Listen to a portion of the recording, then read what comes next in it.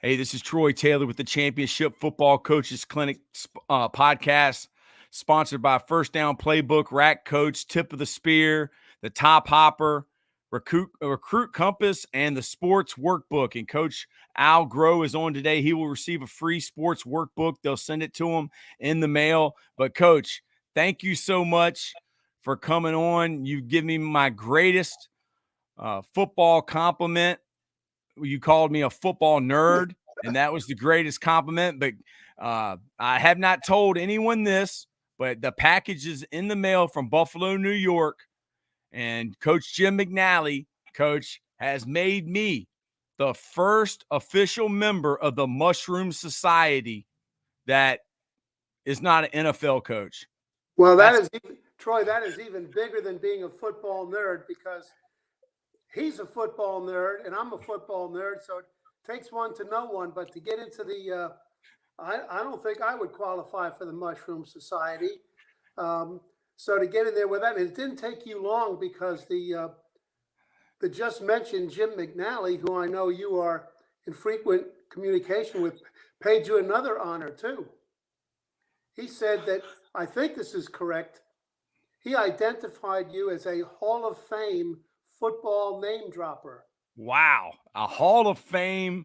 And Coach, that's even more of a compliment, because Jim McNally is the biggest name dropper of all time. He can name everywhere Al Groh coached. He can name every head coach. He can name every coordinator. He can name every offensive line coach. So, and he said, that's not a bad thing. That's not a bad thing. I'm not saying you're a bad person, but you're the biggest name dropper I've ever met. So, yeah, Coach.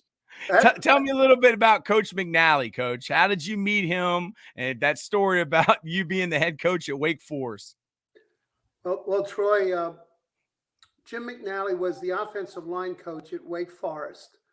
And he left Wake Forest to become the offensive line coach for the Cincinnati Bengals.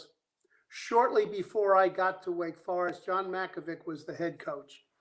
Shortly before I got there to be the defensive coordinator, well, we had 6 days of spring practice and then spring break, during which time Coach Mackovic left Wake Forest to become quarterback coach with the Dallas Cowboys with Tom Landry.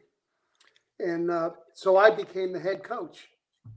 And Coach McNally, because at that time the Bengals had the smallest personnel staff in the NFL, which meant that in the spring, their coaches made a lot of the on-campus evaluation visits that other teams' scouts would make. Bengals didn't have enough scouts. So the coaches went out and did that. And Jim would come back to Wake Forest, and he was very appreciative of his Wake Forest experience. And of course, he's always coaching. You know, he's probably coaching the girl at the Hertz counter on something. So he would come in and he wanted to give something back and maybe help a struggling new head coach. And so he would be showing me all his new techniques. And, you know, he's a constant innovator, tinkerer, creator, very, very imaginative thinker. He's always got a vision for solving a problem.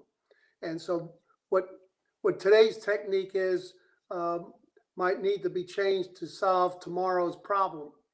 And so he would want to pass this on to me. And on a number of different occasions, and the little office I had wasn't much bigger than what you can see in what part of this room you can see. So by the time his visit was over, all the furniture was moved over against the walls, and he was down in the duck, okay, and he was teaching me. And if you listen to Jim, you know, there's, Yeah.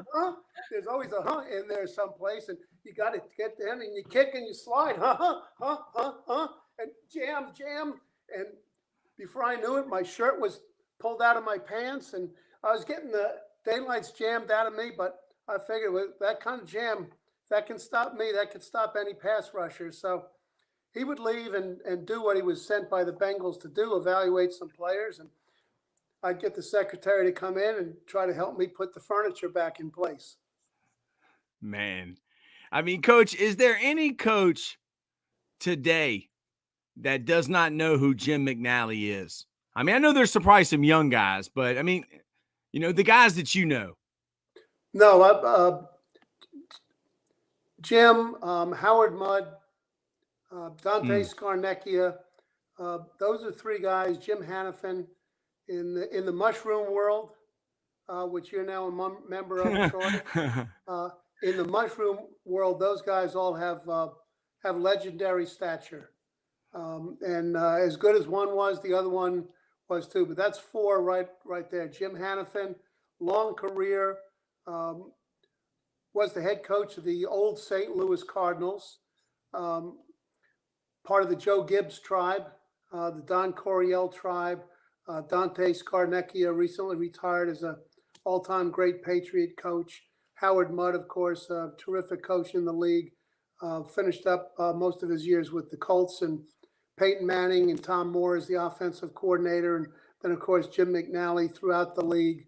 We all know about, we all either coached with Mouse or coached against them. And then obviously, as I just mentioned, I played with them when we were on the same team in my office, learning about pass protection techniques. Man. And when he got on Twitter and he wanted his name to be Coach Mouse, there were some people that actually said there's only one Mouse, Mouse Davis. And he was infuriated. He said, I got this name when I was a kid. Like, I was Mouse before Mouse Davis. So you even called him Mouse. So everybody calls him Coach Mouse. Troy, I've already referred to him as Jim more often in this early stages of this podcast than I ever did in my face-to-face interaction with him. He was always Mouse. Yeah, Coach. I mean, I did a podcast with the guys who run the big New England clinic, Coach, and he invited me to come up there next year and to do a podcast, and he actually wants me to talk. And I was like, well, I might just drive up there this weekend. Coach, you know where I'm from. I'm from Richmond, Virginia. I thought that Rhode Island was next to Delaware. I had no clue that Rhode Island is near Boston, Massachusetts. I mean, I was like, good gosh. I was like, what, Coach? I'm not going to be able to make it. But the guy that runs that, I'm sure you know him, Coach. He told me he's going to hook me up with Dante Scarnecchia. So, I mean, is there anybody else on the offensive line world? Bob Wiley's coming on tomorrow. I mean, that's pretty much hit them all that's still alive, right? It is. And I coached with Dante for 4 years, then coached against him, have the greatest respect for him. And Dante probably lives 35 minutes away from me now. And if you get to that clinic and it's down in Rhode Island, Troy, Providence is about 45 minutes from where I sit. Wow, Coach. So you better get that presentation ready because I'll be down there to listen to it. Oh, man, Coach. I'll have to bring my A game. I know Jim Reed will be there and you'll be there and all those New England guys, Coach. It's great football up there. So, Coach, for the people that don't know about Al Groh and where he's from, I know you're from Long Island, Coach. Can you talk a little bit about that? Where you grew up and how much football meant to you then, and who were the coaches that affected you in your playing life? Sure. Troy, I went to Chaminade High School in Mineola, New York. When I was there, it was 1,200 boys, Catholic school. Now it's up to 1,800. Very, very strong academic school, but back in those days, a real football school.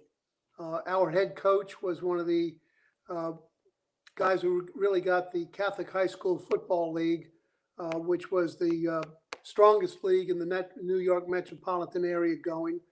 And he had really, really good teams. And there was a real progression. When you were a freshman, you played on the freshman team. When you were a sophomore, you played on the sophomore team. We played 12 or 14 games. We would play a league opponent on Saturday mornings up at the opposite place. So if our varsity was playing a team at home on Sunday, well, the games were on Sunday afternoon mostly. Of course, there was no NFL on television at those days. Then we would play that team at their place on Saturday morning. But then we would play a non-league opponent every Wednesday. And if we didn't have a Wednesday game, we had a Wednesday scrimmage with a local school. So you did that as a freshman. You did it as a sophomore. There was one player in my class who elevated to the varsity as a sophomore. So we stayed together as a group as freshmen. We stayed together as a group as sophomores. Then we elevated to the varsity as juniors. And then, of course, was on the varsity as a senior. Our class was a very talented class. In the 4 years that we were together as a class, freshman and sophomore seasons, 2 seasons on the varsity, we never lost a game to a league opponent. When we were juniors, the team won the conference championship, but was not undefeated and untied. So as many championships as our coach, Mr. Joe Thomas, had won, he had never been undefeated and untied. And so as seniors, we were the first undefeated, untied championship team that he ever had. And in fact, last February, our high school had their first ever athletic Ring of Honor induction ceremony.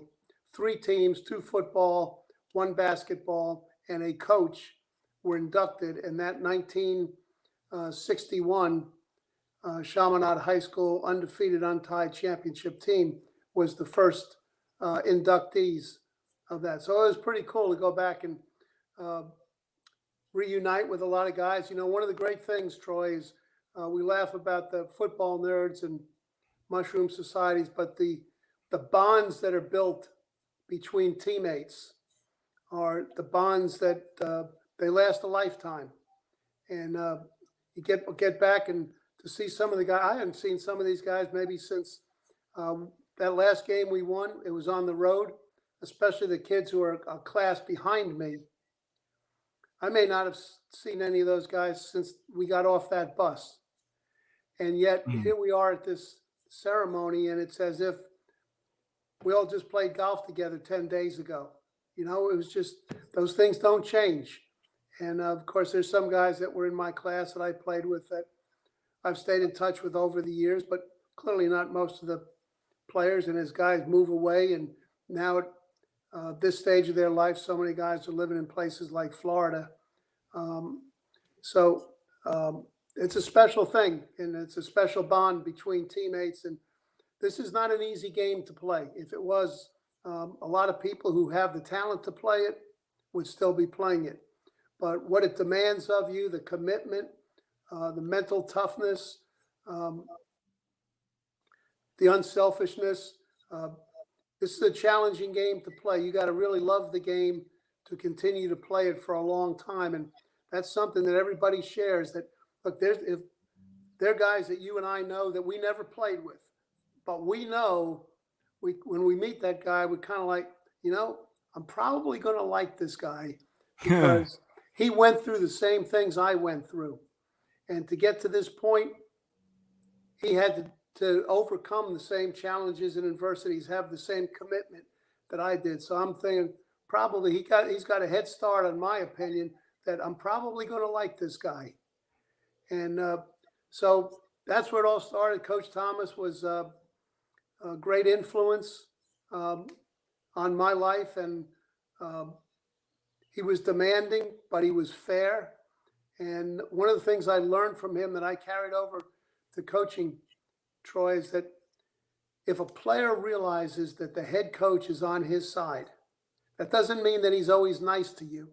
Mm-hmm. Okay? But if he's on your side, he wants success for you. The player will always respond.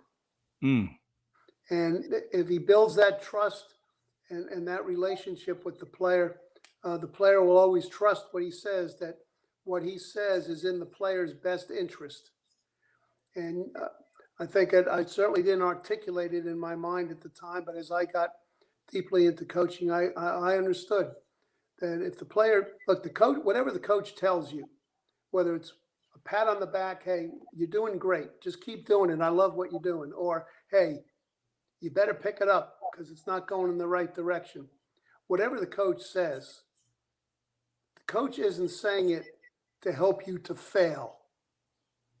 Obviously, the coach is saying it to help you succeed, to reach the goals that you want, which I would always say to players, look, I'm going to assume that we have a partnership going. And that partnership is to get you to be as good as you can be as long as you can play. Mm. And I'm going to coach you that way. Now, at some point, if the player realizes that I want him to be better than he wants to be, I would say then at that point, just come in and knock on my door and say, Coach, I appreciate what you're trying to be. I just don't want to be as good as you want me to be. Mm. Then I would say, oh, all right, then maybe we should discontinue this partnership. Or if we continue the partnership, at least I'll just coach you that way. Happy to say I didn't get too many of those knocks on the door. No, I don't think so, Coach. But Coach Thomas was that way, and he coached us, whether he was coaching football or not. Every time you ran into him, he'd either inquire into how things were going. He knew everything that was going on with you in school, whatever. And this was a place where it was not a community school, so the kids came from all over. So the only time that he would really see most of us was during school days or practice days. But he was always leaving his message, whether you've been working out or I haven't seen you in the gym or you need to lose a little weight. Or so he was a real influence on us. And, Troy, one time, so when I was back in that area coaching with the Jets, we would go to some school functions and see Mr. Thomas. That's my coach, Mr. Thomas. That's who he always was. And he said to my wife one time, we were at a social gathering, he said to Ann, he said, Ann, please call me Joe. Well, Ann always called my coach Joe. I called my coach Mr. Thomas. Mm-hmm. That's who he was, always. He was Mr. Thomas. Amen. And I think that's probably in all the guys I played with, to all of us, he's still Mr. Thomas. He in our conversation, he's never been Joe. No. So he'll always be your coach, that respect. So from there, Troy, I went to the University of Virginia. I guess I can say I played there for 4 years. But my ability never quite matched my passion for the game. Me too, Coach. I can remember, Troy, one time back in we were playing an odd front, and in those days the position I played was called defensive end, because the guy next to me was a defensive tackle. Well, now it's just evolved. My position now would be outside linebacker, and the guy like Lawrence Taylor, Coach. Yep. You played the same position as Lawrence Taylor. Well, in a manner of speaking, Troy. But I remember one time our position coach said to me once, with his very deep Western North Carolina drawl, Coach Buffalo Humphreys. So Coach Humphreys said to me one time, he said, Groh, he said, you're so tough that if you could run a little bit, you'd be an All-American. You can't even run a little bit. So quickness or getting from point A to point B was not my strong suit, but if you got close to me, you were going to get hit. And, Amen. Then when I left school, Troy, I was in ROTC and commissioned as a second lieutenant, and I had orders to go to Cam Ranh Bay in Vietnam. And in those days, before freshmen were eligible,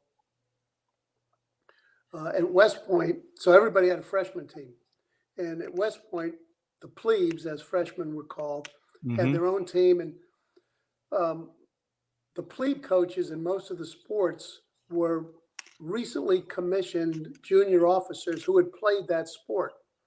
And they would research, find these guys. And then if your branch, my branch was transportation, if your branch would allow you to be reassigned or agree to you being reassigned, you'd be reassigned to West Point to coach your particular sport. So my orders were changed from Cameron Bay to West Point, and that was very fortuitous for a number of reasons, Troy. Obviously, it was a little less dangerous up there at West Point than it would have been in Vietnam. But the first night that I was there, I'm just happy to be there. And Yeah. and the first night that I'm there, some of the guys who had preceded me by a year or two and were still there, they were being very gracious and hospitable. And they said, look, hey, we'll take you to the officers club for dinner tonight. Great. And so West Point, the officers club, overlooks the Hudson River. I've always had a affinity for being around the water. And so I kind of drifted towards the part of the dining room where the windows overlooked the Hudson River. He said, no. We always sit over here. Oh, great. Sure. That's great, fellas. Why do we always sit over there? That's Ann Staley's section. And that was one of those, oh shit moments. Like all of a sudden Ann Staley came in like, oh shit, look at this one. And she's downstairs right now. And she was working in the officers club when she being home during the summer for vacation between her junior and senior year. We got to know each other a little bit, but really hadn't started dating for quite some time. And then coming in off his summer vacation was the defensive line coach, civilian defensive line coach, to whom I was assigned to work with, especially in recruiting, and Bill Parcells. So in that not even 24 hours, 18-hour period of time, obviously meeting two people that those relationships changed the direction of my life. Yes, sir. And, after serving for 2 years at West Point and coaching the plebe team, and amongst the people who were either stationed there or coaching there at the same time, Bobby Knight was the basketball coach. He had gotten there as an assistant coach when he was in the Army. The head basketball coach at that time was Tate's Locke. He left for a civilian school job. Bobby Knight became the basketball coach. The last year I was at West Point, Mike Krzyzewski was the captain of the team. Amongst the coaches that were there when I was there were John Makovic, went on to be the head coach at NFL, the Kansas City Chiefs, and a number of colleges. Ken Hatfield, who was the head coach at Air Force, Arkansas, and Clemson. So there were coaches in other sports that were very successful as they moved on from there. Arthur Ashe was stationed there at the time. Wow. Richmonder like you. Yes, sir. And so I actually remember one time, Troy, so I was getting out of the Army, needing a civilian job. And every day there was noontime basketball, pretty competitive. And usually it was Parcells guarding Bobby Knight. You can imagine what that was like. And of course, they have become lifetime friends. And many of us were just, some of the guys could really play, but some of us were just part of the 10 guys who play. You know, we were taking up a little bit of space. And so I'm getting out of the Army. I'm trying to find a coaching job in the little cubicle I'm working in. And one day I'm paying attention to what I'm working on, and there's a tap on my shoulder, and it's Bobby Knight. And I had played in these noontime games, but it wasn't my position to have a lot of conversation with Coach Knight. And, Coach Knight. And he taps me on the shoulder and he says, I understand that you'll be looking for a job soon. Yes, sir. He said, how'd you like to go to Ohio State? Yeah, yes, sir. That'd be great. So give me Yeah. that phone. Give me that phone. Picks up the phone. He calls up Woody Hayes. Wow. Said, Immortal. I mean, he says, Woody, I got a guy here. You need to hire this guy. And or at least you need to have him out there as a graduate assistant. And Woody Hayes said, well, whatever you say, I'm sure it's true. But for those positions, I always like to keep my guys around. But that's a side of Coach Knight that most people wouldn't expect. And he was one of those kind of guys that if he liked you, he liked you. It didn't make any difference what you could do for him or who you were. And if he didn't like you, he didn't like you. And I think that's one of the great things about competitive sports. Troy, as you well know, there's no faking it. That playing field and that locker room, everybody figures out who everybody is pretty quickly. And you can't fake it. And what kind of commitment, integrity, value system, standards, loyalty, all those things, what level you have, it comes forth. And guys who are trying to fake it, they get figured out pretty quickly. So I guess that was a compliment that Coach Knight, without too much conversation, thought I was worth making a phone call for. So from there, I went to the University of Virginia for 3 years. I started as the freshman coach and then became the defensive line coach. Went to the University of North Carolina for 5 years with Coach Bill Dooley. Left there the 5th year that I was there. That fall, after the regular season, Jimmy Dickey, our defensive coordinator, became the head coach at Kansas State.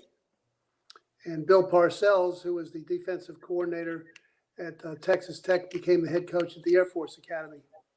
And so I had the opportunity to go to both places and went to Air Force with Coach Parcells. And then from there, on his recommendation, went to Texas Tech for a year. And at the end of that season, the head coach left to go to Memphis. At that time, it was Memphis State. Now it's the University of Memphis. I didn't really want to go to Memphis. And Coach Makovic, who had been with us at Army, offered me the opportunity to be the defensive coordinator at Wake Forest. And so we went over there. I already mentioned what happened there. So I became the head coach at Wake Forest for 5 years. Left there to go to the Atlanta Falcons. Hey, Coach, can I say something about your time at Wake Forest? I want to make you aware of this because I don't know if you remember this or not, but my high school coach is Matt Bland, and Matt Bland played at LC Bird High School, and he always talks about you, Coach, and your assistant coaches, that y'all came to his house in Hunting Creek Hills, which was a little bitty rancher. I mean, probably only about 5 rooms in the whole house, including bathrooms and everything, and how much his mom loved you and how you wrote him a letter when he committed to WVU and how much respect he has for you. Now, this is coming from a guy, he doesn't talk very much, especially to people he doesn't know. But, Coach, do you remember that? I mean, it's amazing the impact you can have on people. And I do. And that was every place that we recruited against, Troy, had what we had, because Wake Forest is a small school. It's a really nice school. It got really now terrific facilities. But we had a nice stadium, but the competition, they all had a bigger one. We had a nice campus, but they had a bigger one. We had a well-respected academic reputation, but places like Duke, Virginia, they had a bigger one. So really what we had to sell was, don't you like our head coach and don't you like our assistant coaches better? And so the only way to do that was to get out and go see people and be genuine about it. But to get on the road. And I found out some years later that during that time, and then once again at Virginia, that the assistant coaches had a pool that they were contributing to every week. And the winner of the pool would be whoever was out recruiting with me when I declared, this is as far as I can go. Hey, I've had You it. No mas, no mas. you And tap out. yep, when I I don't, would I tap coach. out, I like to see that moment because I don't know if you I don't think has that days, months, years. How do they do? Troy, You use the hourglass? How does that? I don't think we ever had a winner. So Yeah, what we always did at the end of recruiting is that we would just take the whole pot of money and have a group party. yeah. I don't see you turning it off, Coach. So And you left Wake and you went to the NFL, I and went to the Falcons, and I was there. I was the tight end coach and special teams coach, and all my time as an assistant coach. So I'd been a defensive coach when I was an assistant coach. Now I was the head coach at Wake Forest. The last 3 years, I was calling the plays offensively. Then I was the special teams coach and the tight end coach for the Falcons. And when I got back to the Giants, after the Falcons, I was the linebacker coach. My point here being, during my career, Troy, I've been the offensive coordinator, the defensive coordinator, the special teams coordinator, the head coach, linebacker coach, defensive line coach, tight end coach. Even at North Carolina, when I was there, off-season strength programs were few and far between. And so I got the idea to Coach Dooley that maybe we could start one of those. And he said, great, you're the yeah, strength coach. that's a great idea, Coach. You're in So charge of it. Our strength program was a universal weight machine in a small little room downstairs for anybody who wanted to do it. My point of this being, Troy, that I think one of the secrets, particularly when you become the head coach as you are, to have what I refer to as a working knowledge of all phases of the game, and to be intrigued and challenged to be able to master certain phases of the game, but as I say, to have a working knowledge. So in subsequent years, during the time when I, for example, was the head coach at Virginia, or the year that I was the head coach of the Jets, if the offensive line coach, I was no Mouse McNally. Okay. There used to be, I think there was a movie out some years back that was called The Mouse That Roared. Well, he's the mouse that roared. Okay? He was the mouse that roared. I was just, but if our offensive line coach, let's say he got appendicitis, and whoa, what are we going to do? Who's going to coach? I can do that. Okay, now I can't do it the way Mouse did it with all the little nuances, but yeah, I can coach the offensive line for a week. Well, the next week the secondary coach is out. No, I can coach the secondary coach. I can coach them for a week. Not as well maybe as the guy that's his specialty, but there were a lot of guys that they could have coached the linebackers, but not as well as I did, because that was my specialty. And so many times these days, particularly you see in the hiring process, both college and the NFL, you see that guys are hired because they were an outstanding play caller, and they're supposedly the quarterback whisperer. And, the guru. Yep, this guy's he's the offensive genius. Well, that's great. Maybe he is, but if you're hiring somebody to be your head coach, there's different skills that go into being the head coach that are different than being the offensive coordinator. And so what happens to those kind of teams, the head coach ends up renting out 2/3 of the team to somebody else, because he's an offensive specialist. He's not a football specialist, really. He's an offensive specialist. Specifically, it's like saying somebody's an orthopedic surgeon, but his real specialty is shoulders. Yeah. Well, some of these head coaches, they're actually offensive specialists, orthopedists, and their specialty is quarterbacks. And they don't have the time or the knowledge to become heavily involved in the other 2/3 of the phases of the team. So somebody else actually runs those phases. And then the head coach's relationship with 2/3 of the players. He's strictly the guy who stands up every day before practice and says, or calls the team together afterwards, and then speaks to the press after the game. But he's not really every player's coach. Mm-hmm. And so, and it's interesting, Troy. Bill Parcells, Bill Belichick, John Madden, Vince Lombardi, Tony Dungy, Bill Cowher, Joe Gibbs, Tom Landry, Don Shula,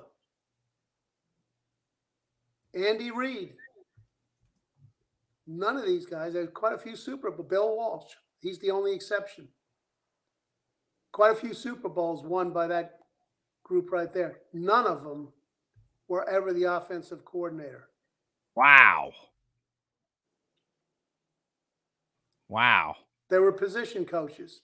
Most of them, Bill Parcells, Bill Belichick, Tony Dungy, John Madden, Bill Cowher, they were all defensive coaches. But what they knew is they knew how to run a team. They knew how to run a team. They knew how to get a team prepared for each particular opponent. They knew how to bring the best out of every particular player on the team. And that's what's important when you're the head coach. That you know all phases, coach. I wanted to name this talk "Coaching with Goats."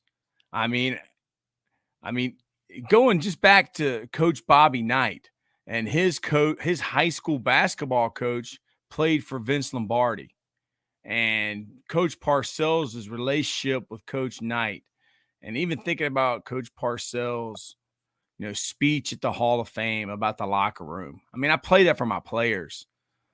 Troy, Coach Parcells, high school basketball coach, is a legendary high school basketball, passed away now, but Mickey Corcoran.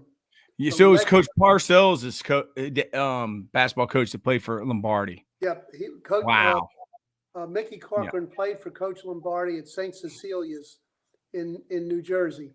Subsequently became the head basketball coach where Coach Parcells went to high school, played basketball, became like a surrogate father to them with Bill's dad's blessing. Bill will tell you this story, but Bill's dad told Coach Lombardi told Mickey Corcoran, now he can be a little high strung, a little bit hard to handle. Okay? Just do with him what you need to do. So he gave him carte blanche to coach him how he needed to coach him to bring the best out of him. And then Mickey subsequently, when we were with the Jets and the Giants, and therefore Mickey was living in New Jersey, every Thursday he'd be at practice. And on a number of occasions, if we were going to travel, he'd travel with us. And Bill did not like to fly. And a lot of times, to put himself more at ease, he spent most of the trip up in the cockpit with the pilots watching what they did. But if he was back in his seat, there might be 2 or 3 seats in a row, but nobody else sat in that row. Bill would sit by himself, and the only time anybody else would sit next to him, it would be when Mickey was on the trip. So Mickey learned from Vince Lombardi. Bill learned from Mickey. Bill passed it on. And those truths of coaching, maybe the plays change, but those core fundamentals that have proven that they work generation after generation, they're still working. Yeah, amen, Coach, because I put it out that you were going to be on, and I had a guy, I said, does anybody have any questions for Coach Groh? And one of the guys asked, what set Coach Parcells apart from other coaches? I guess you could talk about that all day, Coach, but what's the top 3? Well, they're really probably, with some individual differences, Troy, all those guys who have had that great level of success those that I mentioned, and of course many others too, there'd probably be quite a bit of consistency from coach to coach. One is would be a real commitment to your players, and to do whatever is best for the player, but at the same time, always doing what's best for the team too. Mm. That sometimes you can invest so much in helping out a player that you actually, it works against pulling the team together and creating the bond between players. A big part of it would be a love for the game, and you can't just like it. And this is, as you well know from playing it and from coaching it, to be involved in this game as a player and then subsequently as a coach. Not only do you have to go in with both feet, but you got to go in with both feet up to your neck. And there's no sticking your toe in it or putting one foot in. That you got to really, you got to love the game. You got to love competition. And I'd say that even those things that might look to be a grind to other people, we just like doing it. It's part of it. I remember when a couple of occasions, Troy, when I first stopped coaching, a few people would say, "Boy, I bet you don't really miss the grind." And I would say, "Yeah, I do. Okay, I like the grind. I like doing it all. I like the challenge, competition. There are no off days in competition." Now that should be a plaque, Coach. There are no off days in competition. You may Coach the team today. Coach the team today. That was your plaque there, Coach. Bill Parcells. I'll tell you a story about that in a second. But yeah, and when I say there's no off days in competition, for somebody who has high expectations of what they want to accomplish, is that doesn't mean you're going on the field every day, but it's always with you. Okay, it's always with you. You might be thinking about it you might be on vacation and spending a lot of time interacting with your family, but in the back of your mind is that first game, or what do we need to do to get better, or how's things going back at the off-season program. And from game to game, it's the same way. But I think you have to have that level of commitment to it, and a toughness to yourself, that you can deal with the, at this time, Troy, I remember almost every game, but the ones I remember the most or come to the front are the good days, the wins, the good plays. Tend to push those other ones a little further back, but while you're doing it, as you well know, the losses always have a greater impact upon you than the wins do, and you have to have the toughness to overcome those things. Part of that comes from a passion for trying to accomplish and achieve. And I remember there's sometimes the morning after the game, a game that we lost, and it'd be time to get up and go grade that video. It might be 4:30 on the day after the game, 4:30 in the morning, and I'd be like, I don't really want to go in there now. But the alternative to not going in was sometimes that was the main reason to go. Nope, not going there. Okay, I'm not backing off 1 inch.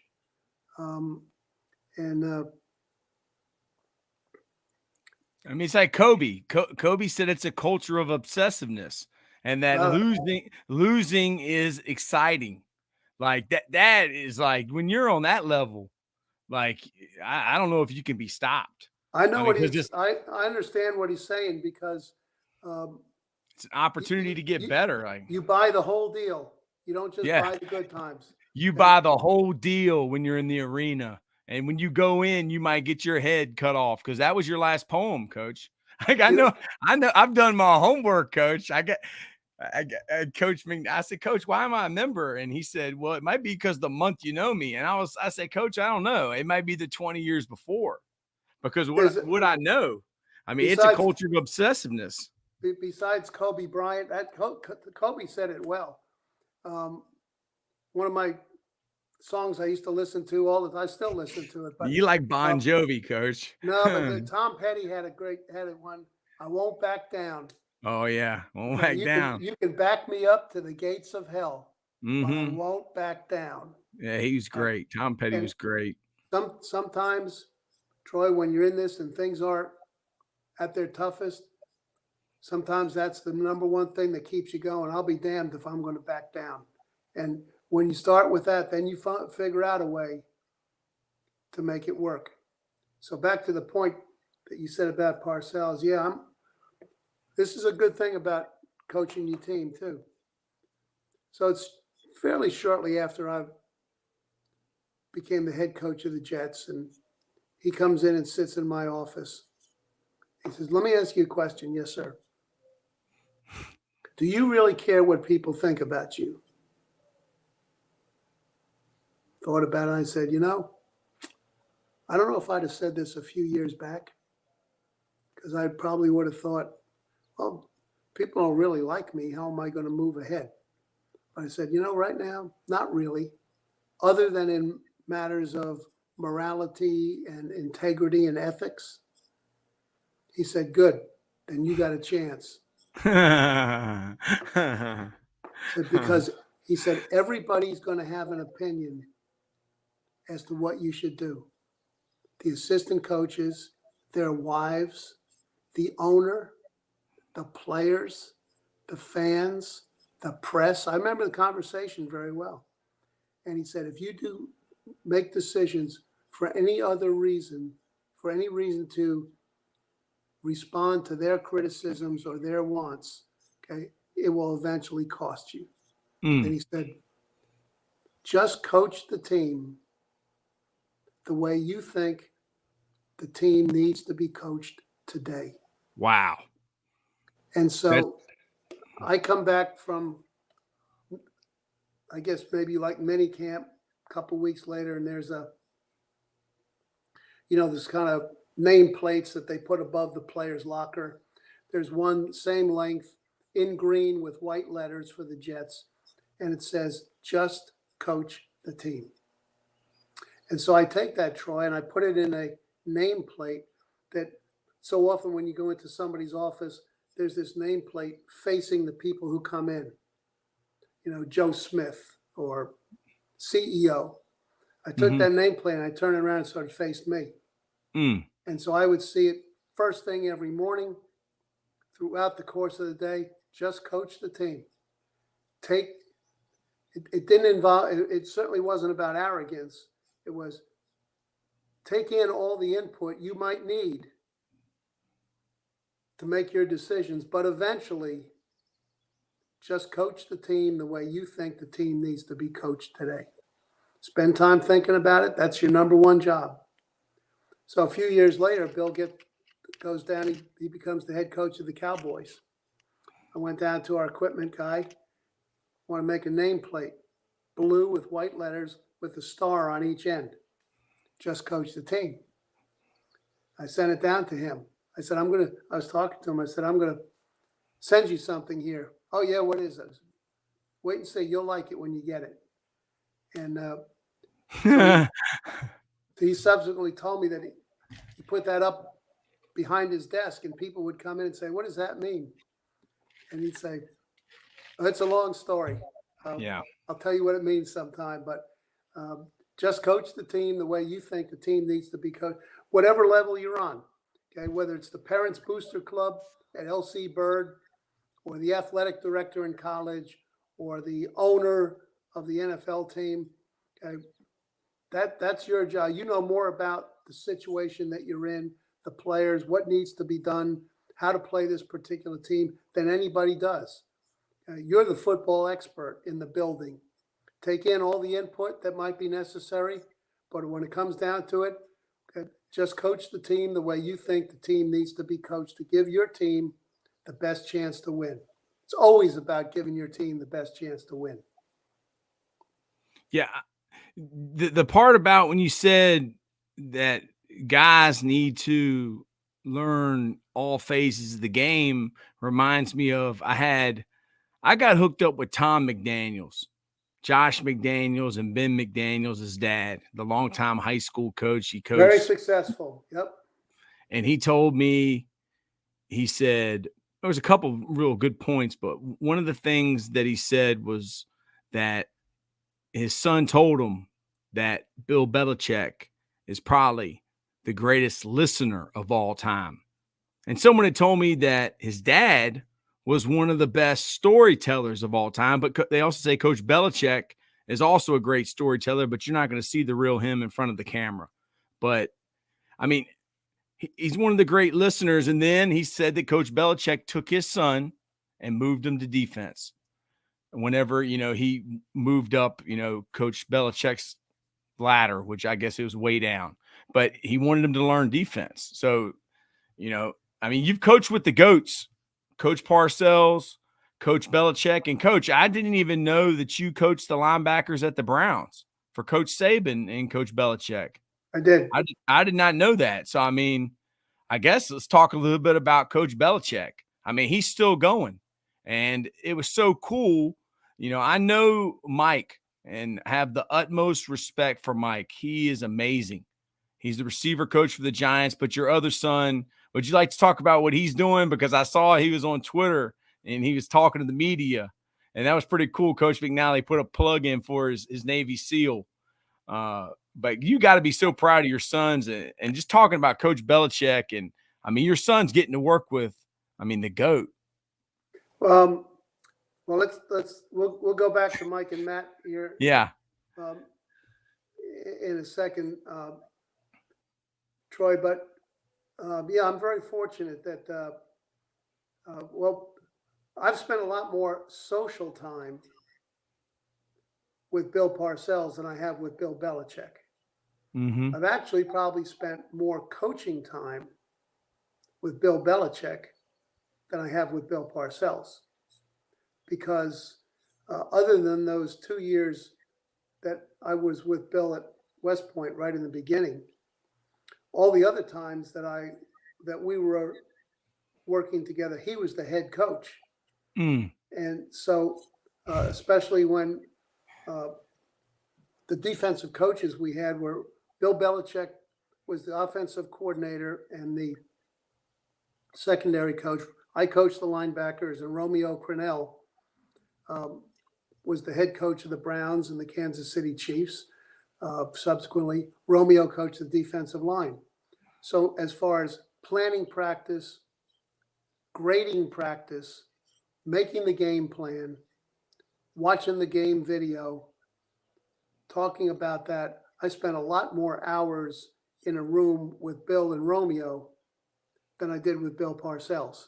Mm-hmm. And just as I mentioned that story about Bobby Knight, Bill Belichick and who he is and our stories and laughs and whatnot is a lot different than the public perception that he has chosen to put forth. But it's really interesting what you said about the best listener. The two best of highly successful people, the two best people, the two best listeners that I've ever been around amongst those highly successful people are Bill Belichick and Jay Wright, the recently stepped down head basketball coach at Villanova. And both of those guys, they want all the input they can get. They're not interested, and particularly when I went to the Giants, Troy, Bill was the defensive coordinator, all on top of things, really smart guy. And probably most times we walked in to start getting ready for an opponent, start making a game plan. I think, especially when the early times that I was there, Bill knew how he wanted to play those guys. He'd never come in and say, "Okay, here's how I think we should play those guys." He'd ask Romeo and myself, what do you guys think? What do you think about this? What do you think about that? How would you play these guys?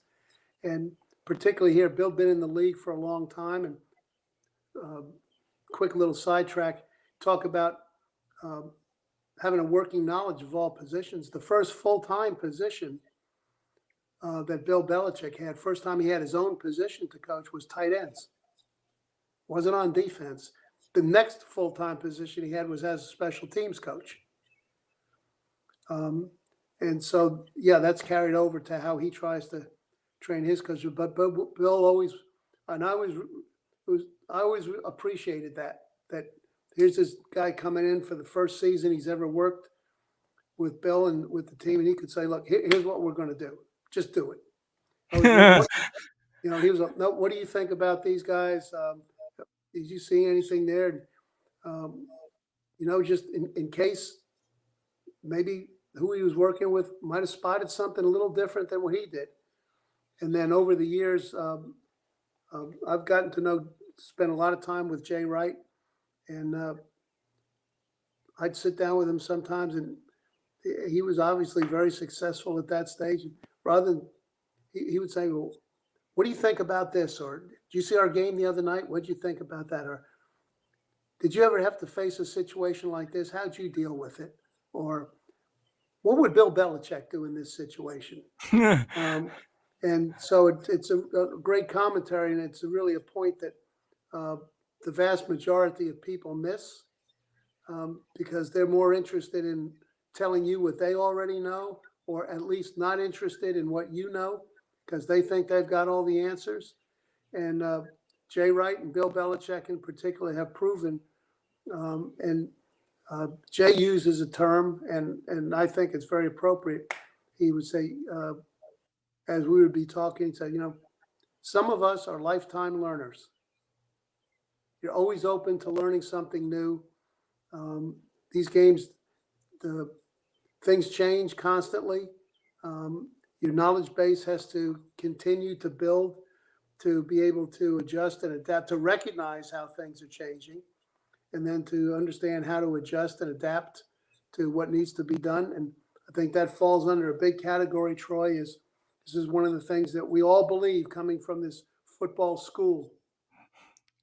There's a way to beat every team. You just got to figure it out. Sometimes you beat them with your offense. Sometimes the best way to beat them is with your defense. Sometimes maybe special teams. Sometimes maybe with the running game. Sometimes by passing the ball. It's a way to beat every team. You just got to figure it out. Now here's another, that leads me to another point. I think this is very important. And a big part of you talking about teams that have been successful, or Coach Parcells. And it made a big impact on me. So we're at the press conference where he's going to announce to those gathered, I'm the new head coach of the Jets. And he starts out and he says, I think this is almost verbatim, Troy. I think you're going to like this guy. We're all from the same tribe. You said the same thing. But I thought, wow, that tribe. I mean, right at that moment, it really, that word was never used. We weren't running around the office like saying, yeah, man, our tribe. It was never used. But it explained right there what I had seen all the preceding years. Yeah, that's why it worked. And I thought, well, what's a tribe mean to me? Because I had thought, okay, when this is over, I'm going upstairs to start hiring a coaching staff. Changed it. No, I'm going upstairs to try to put my tribe together. Mm-hmm. And what that tribe meant, and I'm thinking, okay, tribes. Well, in the era that I grew up, there wasn't much on television except black and white. And as a kid, I'm watching black and white cowboy and Indian movies. I'm thinking tribe. Well, okay, Indians in a respectful way, not the way that the political leanings are right now. Okay. I'm thinking, well, all those tribes, they all acted and looked like Indians, but they didn't spend a lot of time interacting because their beliefs, their philosophies, their cultures were different. Some were agricultural, some were warriors, some never moved, some were transient. Okay, they all had their individual identity, and as long as they stayed together, it fit well. And I thought, well, that's what these really good teams are. They are their own tribe. That and everybody's got to see if you're in the tribe, you see the game essentially the same way. Yes. And I all of a sudden realized I'm up there sitting, okay, let me think about putting my tribe together and thinking, now I realize a lot of times at the 5 o'clock meeting every day when Bill would say, this is what I want in practice tomorrow, I realized then a lot of guys sitting around that table were thinking to themselves, I'm glad that's what Bill wants, because that's what I thought we should do. Because we all saw the game the same way. Okay? And I've seen, especially when I was broadcasting, so now I'm going into a lot of different buildings or having phone calls with 2 head coaches a week. And after a while, and now I was just very fortunate that I was in a situation where I was in part of that mentality of the tribe. And then it was brought to my attention with specific words. And I would go into so many places when I was preparing to broadcast a game that I could see they were just a collection of coaches. Sometimes really good coaches, but just a collection of coaches. There was no thing that really united them in terms of their vision of the game. And those places that have been successful, that's when you go back to what are the things that made people successful. And well, Coach Parcells, there weren't very many people that really came from outside his overall life circle that were ever on his coaching staffs. Weren't too many outsiders that came in. Coach Belichick, been very few people that on his staffs, especially at New England, that didn't play for him or coach with him, that have been in that organization. And Matt Patricia, who was the defensive coordinator, he came in as basically an offensive intern. Josh McDaniels, when he first came in, he was working with the defense. Talking about my son's Matthew, after 4 years with a law firm in Richmond, his goal is always to be in personnel and management in football, never to coach. And this is from way back when. But when he stopped being an attorney in Richmond for Williams Mullen, he started on the lowest level. He was picking prospects and coaches up at the airport. Players would come in for a free agent visit.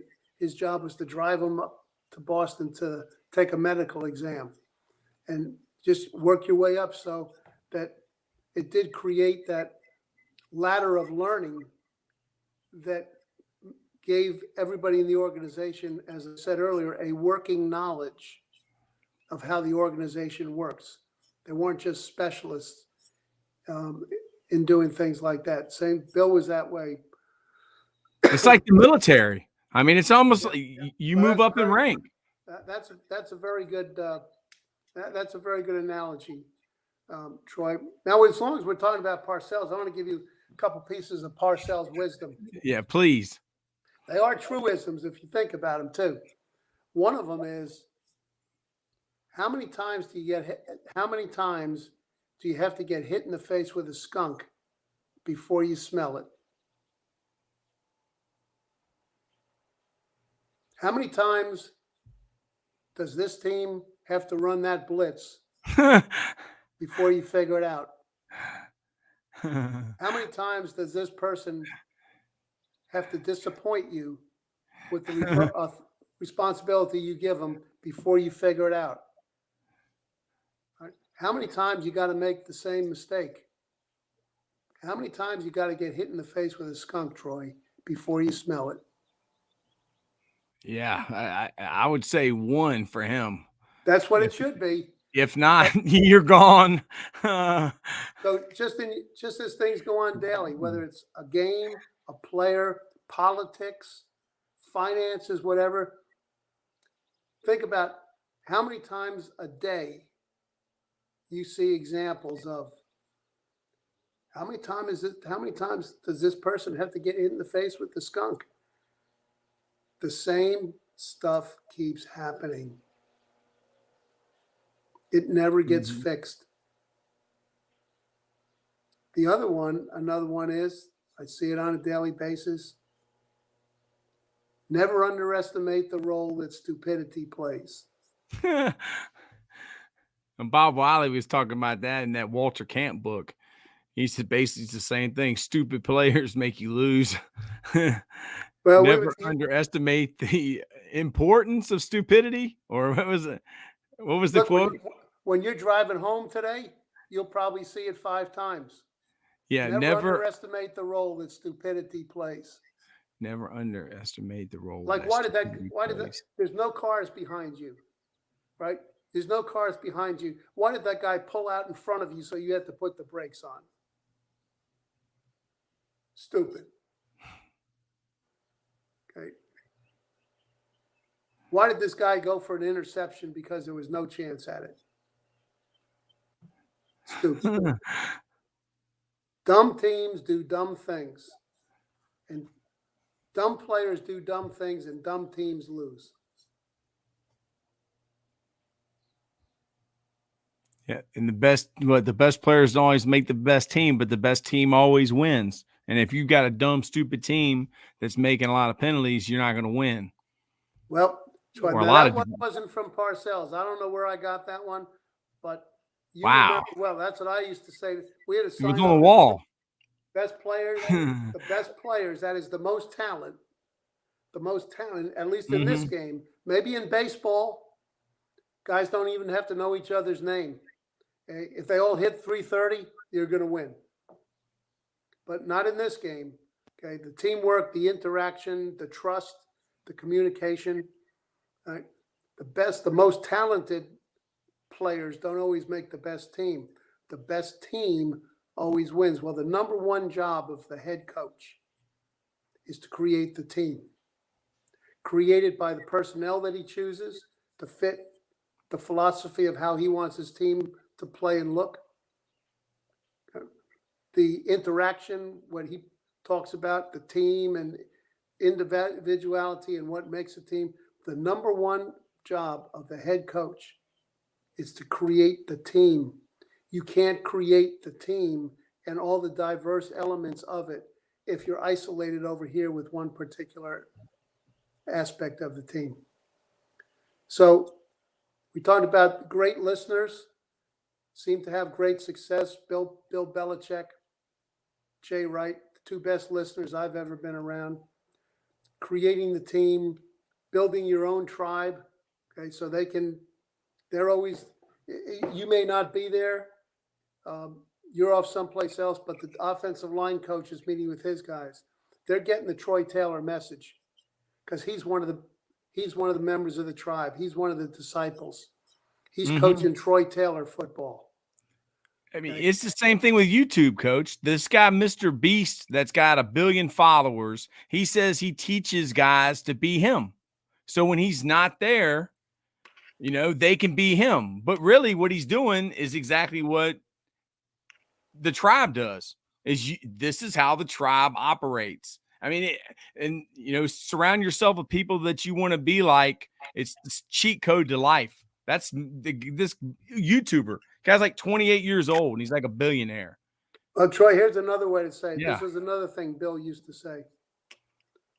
He'd say that every once in a while, usually when there was somebody new or new players, because many of us. He's really going to hammer it home when somebody new's there. Yeah, So he would say sometimes, fellas, in life, there's 2 groups of people. There are OOTs, of which there are millions. And then there are OOUs, of which there are very few. Now, To a new listener, what do you think that listener's first response to that statement would be, Troy? OOTs or OOUs? Coach, I can't even think what to say. There's a million people who have IOUs and then IOTs. Well, that Yeah, person, I don't know, Coach. But if you tell me, I'm gonna remember it. Somebody, whether it was an individual or a group that he was saying this to, would invariably say, Coach, what do you mean by OOTs and OOUs? Mm-hmm. And Bill said, there are millions of the OOTs.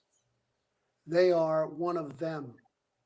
There are very few OOUs. They're one of us.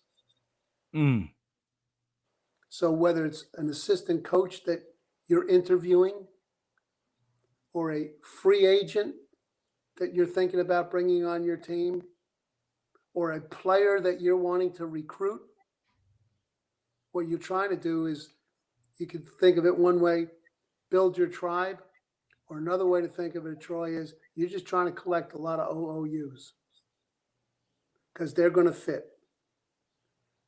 The OOTs, some of them, they might be great. They just belong in a different tribe. Collect the OOUs.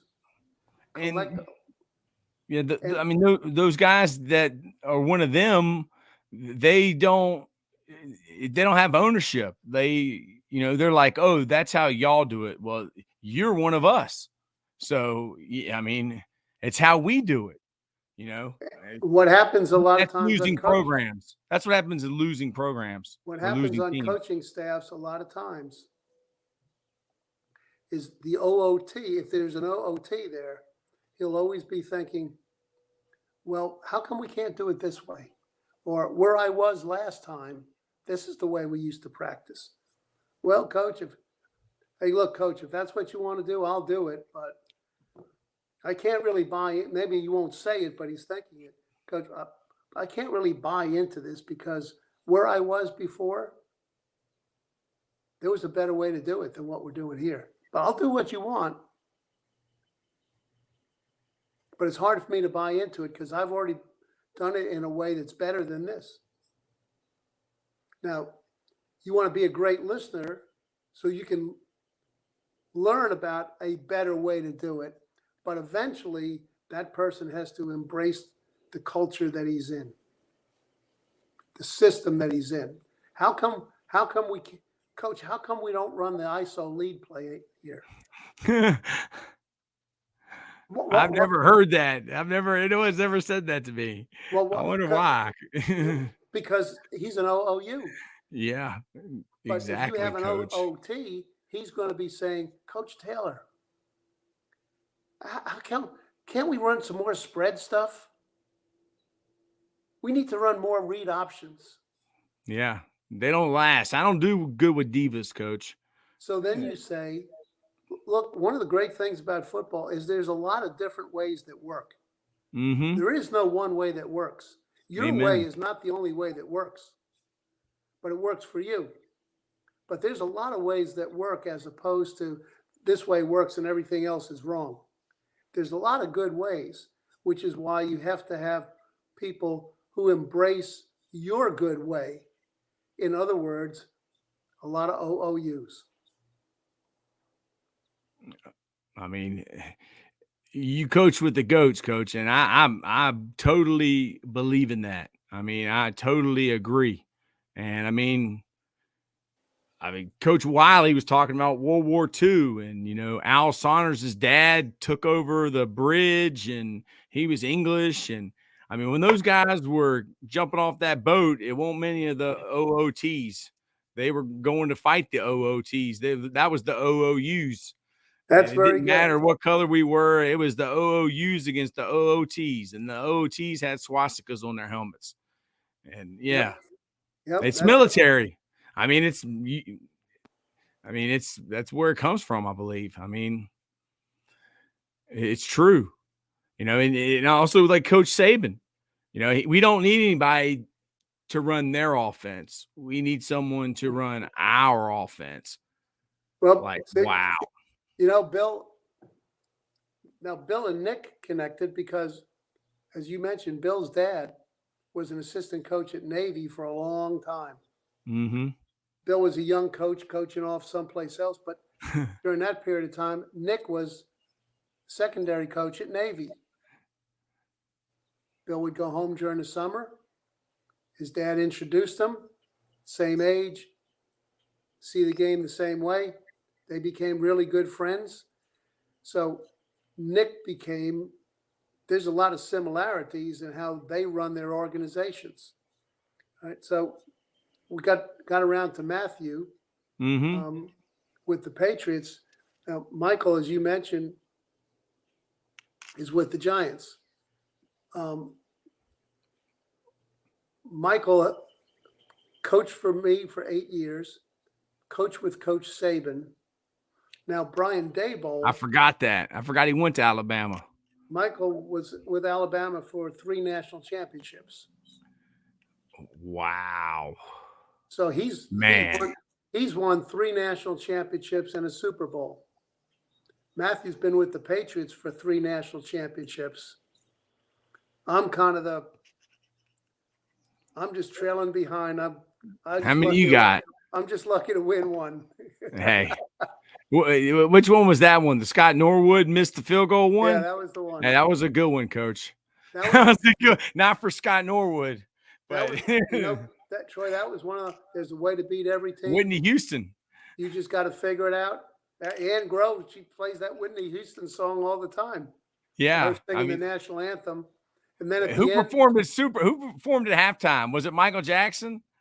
You don't even know. I was a little busy at halftime, Troy. Yeah, that's why I asked Coach McNally. Coach McNally didn't even know the kicker from the Bengals stayed out and watched Snoop Dogg. He was like, "What? What?" He was outraged. The kicker did what? He said, "I was there." And then on the loudspeaker at the end of the game, after we won right there at the end, had Frank Sinatra singing about New York, New York. But that year, Troy. So here's a good story. Since I'm trying to rival McNally and tell a few stories like Wiley and McNally. Coach, he would already cussed me out 3 times, man. He would have already gone nuts on me. Troy, why are you? We're watching film from Twitter, Coach. I mean, it isn't like I got a cowboy. Like I can't exactly move it to, Yeah, Coach. So in 1990, Michael's a senior at Randolph High School in New Jersey, and I'm with the Giants. So Michael's coach was a legendary guy, kind of a Woody Hayes type of character. Always had a cigar in his mouth, and so he dies during the season. He had kidney issues. He dies during the season. And his son, who was the offensive coordinator, becomes the head coach. So now they've won now like 39 games in a row. And they've been elevated for the first time from 3A to 4A. So they're playing in the state championship game against Montclair, which is a legendary high school football team in the state of New Jersey. I mean, there have been players from Montclair for years and years, played on all sorts of levels. And so we're playing San Francisco on a Monday night game. So when we played some of those West Coast games, we leave 2 days before instead of the day before. So in this particular case, we're going out on Saturday afternoon. So I'm talking to Michael the night before the game. I said, Mike, I'm not going to get in your business now and start trying to coach you and tell you what to do. Okay, you guys have won all these games in a row. I know you're well prepared, but just do this before you go to sleep tonight. And so let me go back a little bit. So Mike goes into his senior season, Troy, and Coach Bauer comes up to him and says, "Hey, Groh, you ever punted?" "No, sir." "You ever kick field goals?" No, sir. Good, you're the kicker. So Michael was the quarterback, free safety, punter, and kicker. So because the team won all the time and by big scores, he kicked extra points, but he had never tried a field goal. So now it's the last regular season game, and John Bauer Jr. is taken over as the interim head coach. And so they're winning a game handily, and he has Michael kick a field goal just so he's tried one before they go to the playoffs. He makes the field goal. So now they're playing a state championship game at Montclair. And well, we're leaving that afternoon to go to San Francisco. And so unbeknownst to me, Bill Belichick has arranged with the Hudson County Police Department to pick me up at the stadium after the morning practice and take me to Montclair. So, so the night before I say to Mike, just think about this. Think about what if at the end of the game, you got to throw one or kick one to win it. Just put yourself in that position before it ever happens. Michael says, well, Dad, I'd much rather be throwing it than kicking it. I understand, but you don't have control over that. Just think about how you'd handle each one of those moments. All right, so now police cruiser takes me to Montclair, parks at the gate by an end zone. I walk up. I'm watching the game as long as I can, standing in the end zone, just down there all by myself. Montclair is leading, and they're driving again, and I have to leave. That plane isn't going to wait for me. Right? And so I tell the trooper, look, hey, we got to go. So we go, and later that night, that's just when they used to have those telephones in the back of the seat in front of you, where Yes, you can sir. make a call. So I've kind of figured out, I know where the team's going to go that night after the game and where they're going to get together. They're going to have the whole, in the firehouse, they're going to have a party for the team. The town can come. I'm trying to time it up. And I call home, and Ann answers the phone. Honey, how'd they do? She's very somber. You just need to talk to Michael. Mm. How'd they do? You just need to talk to Michael. So I call Michael up. By this time, they've moved on to one of the players' houses. They're all spending the night down in the basement. Mike, how'd it go? I just got to chill. I still get a chill every time I tell the story.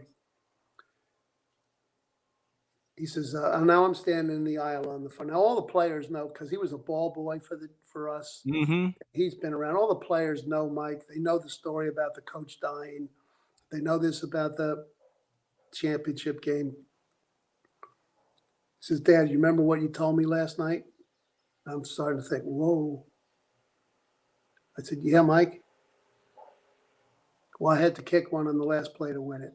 Mm. So I'm like, oh, Mike, that's great. Oh, Mike. So now the players are seeing my reaction. So here we're on our way to play San Francisco. And the players are all going like, yeah, Randolph won. Yeah. So his championship game comes down to a last play kick. He makes the kick. They win. Mm. We go to the playoffs. We have 2 games in a row. We play San Francisco out there again in the playoffs. Matt Barr makes his field goal on the last play of the game. We win 15-13. We go to the Super Bowl. We play Buffalo. They miss their field goal on the last play of the game. We win the Super Bowl. So in our family, the family won a state championship, won an NFC title on made field goals, and won a Super Bowl on the other team missing their field goal. Man. 3 plays right down to the end. All in the same year. All in the same season. I mean, now, Mike's coaching for Brian Daboll, who was a GA at Michigan State for Coach Saban, and so was Josh McDaniels. So you're on the right track. So Josh McDaniels, Brian Daboll spent 11 years coaching under Bill Belichick, was an offensive coordinator, and won a national championship for Alabama. Michael spent 8 years with me hearing the gospel of the OOUs, went to Alabama and heard the gospel of the OOUs, and now here's Brian Daboll coming to the Giants and Michael going to the Giants. So Michael is an OOU in that tribe. Oh, yeah. And I was at the game when they played the Commanders, and I was so impressed with the Giants team. I mean, good gosh. I don't know what team passed up on that kid from Oregon, but they got one right there, Coach. Well, that guy. Troy, an example of one of the points we talked about. Now, Brian Daboll got the job because of his success as an offensive coordinator and a quarterback coach. He goes to the Giants, and he says the offensive coordinator, who's never called plays. Wow. He was good. He's young. Is going to call the plays for the Giants. The immediate reaction was, well, Brian, you had such success with the Bills and in Alabama. Why don't you call plays? Now, he didn't maybe quite say this, but the reason, he said, I want to be the head coach. Now, calling, you do it. Calling plays is fun.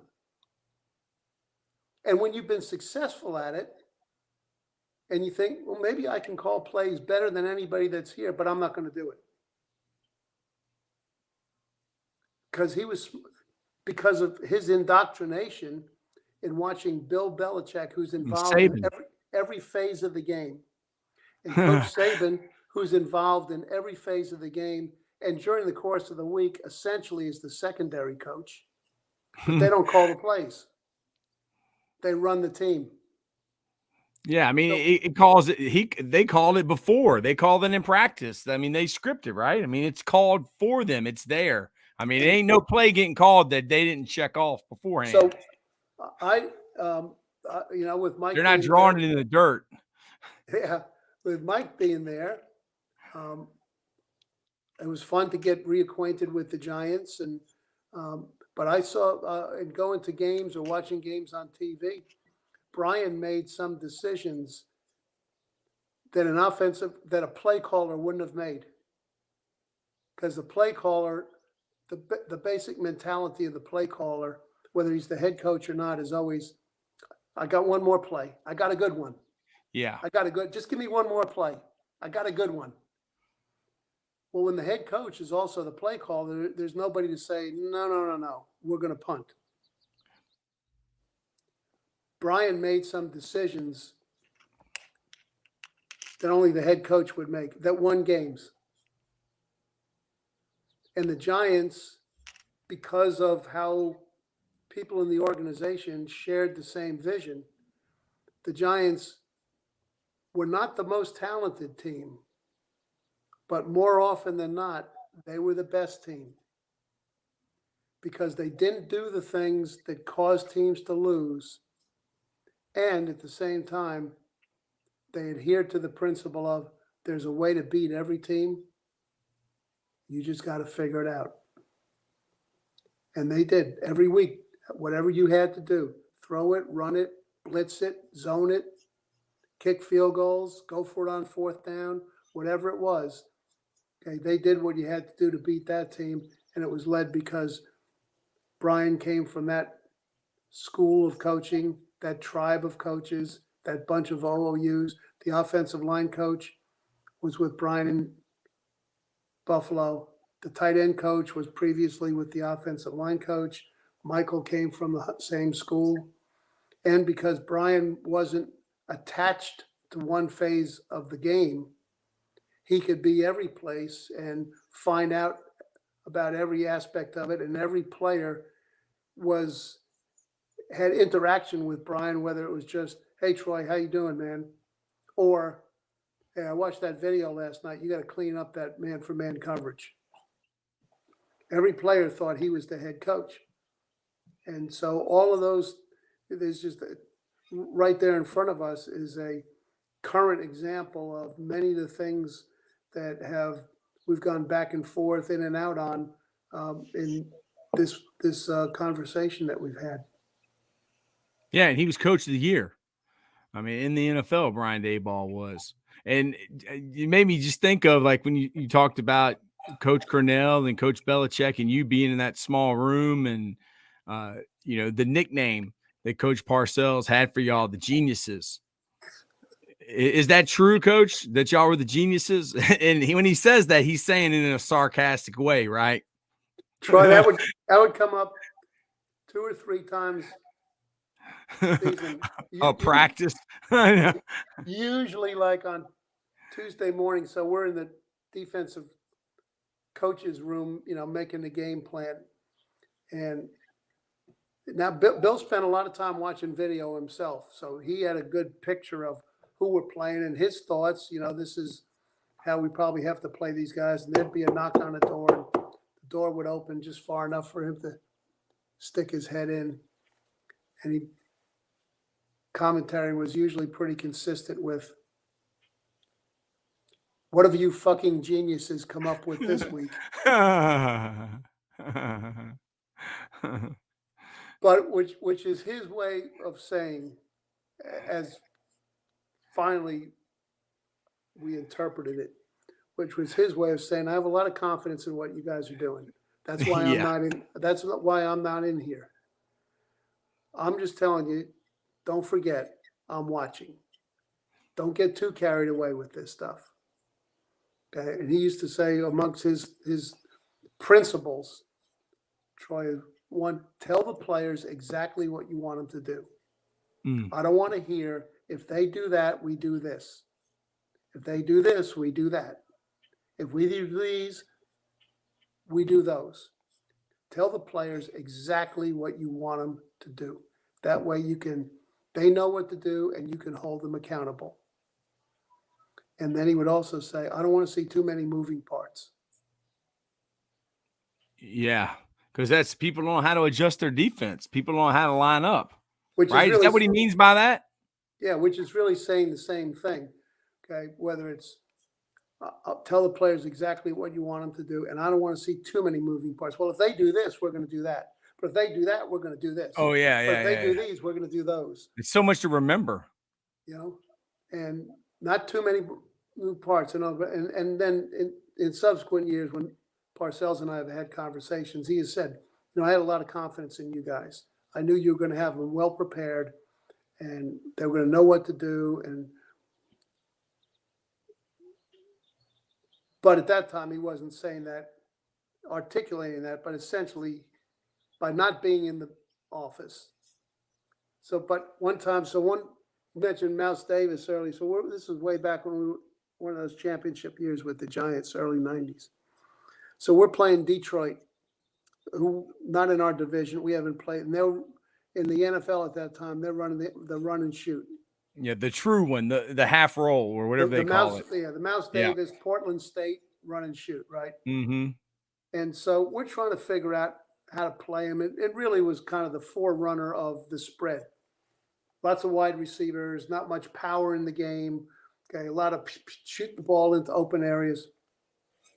So we're trying, the three of us on defense are trying to put together a plan that tactically deals with those things, but also makes the best use of our players. Lawrence Taylor is all-time great player. Okay? Oh, yeah. All-time great player. I mean, coaching him in college and in the pros, Coach, right? I mean. Well, yeah, and I was very fortunate. We'll get to this in a second when you talk about fortunate people, Troy. But Lawrence was a terrific cover guy. But you just didn't want him covering too often but in the 3-4, just depending upon the call and the formation, Carl Banks was on the other side. So sometimes Lawrence would rush and Carl would drop. Circumstances came up differently. Carl would rush, Lawrence would drop. Okay. But we want Lawrence now, if it's going to be a 45, 50 play, pass play game, we want Lawrence doing a lot of pass rushing. And you don't need power up front against this running team. So we play him as a stand-up 5 technique. And we take the 2 outside linebackers because it's going to be an open space game. And we put 2 safeties in those positions so they can match up with the 2 wide receivers. Carl Banks goes to play inside linebacker because we wanted him in the game. So we're going to run the same stuff, but we're just putting guys in position to do better things they can do. You got 6 DBs on the field. Yeah. And we have this receiver on the team. His name was Stephen Baker. Oh, I remember him, the touchdown maker. Stephen, you got it. Okay. You know, you got more stories and more facts than McNally. I don't know, Coach. Coach McNally said I needed to be on TV, and I said, Coach, I got 40 guys after school playing backyard football. Hey, that's what we did. If he's the mouse, you're the raccoon. The raccoon.